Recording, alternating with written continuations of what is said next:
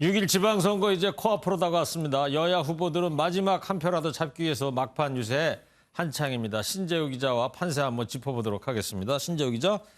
자, 사전 여론조사 공표 끝나서 당장 오늘 여론을 들여다볼 수는 없고요. 가장 최근의 여론조사로 상황을 한번 정리해 볼까요?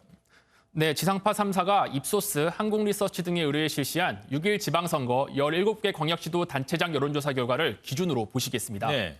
먼저 국민의힘은 서울, 강원, 충남, 충북 등 9개 권역에서 우위를 보였습니다. 반면 더불어민주당은 광주, 전남, 전북, 제주 4개 권역에서 앞서 있는 것을 보실 수 있으실 텐데요. 일단 국민의힘과 더불어민주당 모두 자신들의 전통 강세 지역인 영남과 호남은 확실히 잡고 가는 모양새입니다. 네, 그렇군요. 흰색 표시는 이제 경합 지역인 거죠? 네, 맞습니다. 이곳은 이제 오차범위 내에서 접전을 벌이는 곳입니다. 경기는 김동연 민주당 후보 39.1%, 김은혜 국민의힘 후보 37.7%였고 인천은 유정복 국민의힘 후보 39.9%, 박남춘 민주당 후보 35.8%였습니다. 대전은 민주당 허태정 후보 40%, 이장우 국민의힘 후보 36.1%였으며 세종은 최민호 국민의힘 후보 40.4%, 이춘희 민주당 후보 38.5%로 나타났습니다.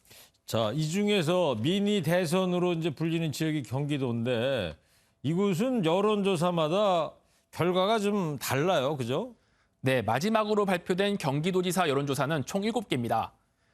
이 중 3곳은 김은혜 후보가 7에서 8%포인트 넘게 오차범위 밖에서 우세하다고 나온 반면 4곳은 오차범위 내 접전을 벌이는 것으로 나타났습니다. 이번 조사들은 조사 기간이 변수였는데요. 가장 최근인 24일과 25일 이틀 조사한 곳은 모두 김은혜 후보가 우세했지만 이전에 조사했거나 조사 기간이 상대적으로 길면 차이가 줄었습니다. 최근 한미 정상회담 등의 이슈가 김은혜 후보에게 유리하게 작용한 반면 조사 기간을 넓히면 김동연 후보가 선방했다고 볼 수 있겠습니다. 그렇군요. 아직 선거 결과가 최종 나오진 않았습니다만은 마지막 여론조사만 보면 여당이 유리해 보이긴 합니다. 4년 전 지방선거 때하고 비교하면 어떻습니까? 네, 2018년 지방선거는 더불어민주당의 완승으로 끝났습니다. 광역단체 17곳 가운데 14곳을 석권했습니다. 정치권에선 허니문 선거라는 말이 있는데요. 대통령 선거 직후에 이뤄지는 선거는 여당에 유리하다는 겁니다. 정권 안정론이 힘을 얻기 때문이란 거죠.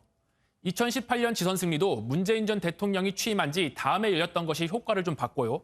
물론 선거 결과는 나와봐야 알겠지만 이번 지선 판세도 여야만 바뀌었지 비슷한 상황입니다. 네.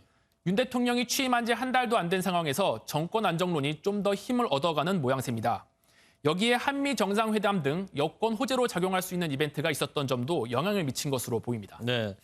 자, 지방선거하고 같은 날 열리는 재보궐선거, 특히 인천 계양을이 관심인데요. 이곳은 거의 이재명 후보하고 이준석 대표의 대리전 같은 분위기예요.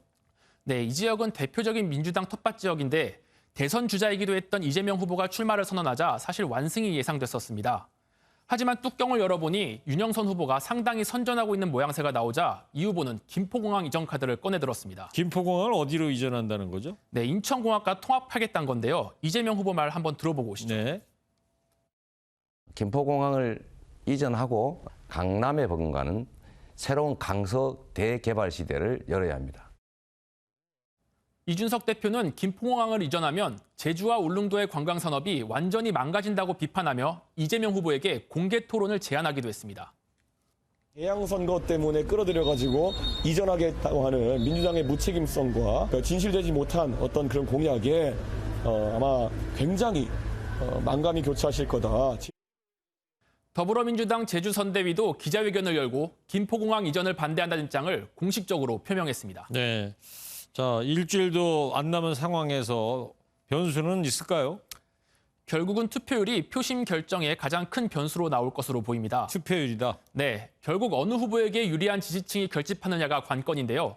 어떻게 보면 당연하게 들릴 수도 있지만 보통 선거에선 중도층을 잡으려고 하는데 지방선거는 대선과 달리 이념투표다 보니 생활형 투표라고 볼 수 있기 때문입니다.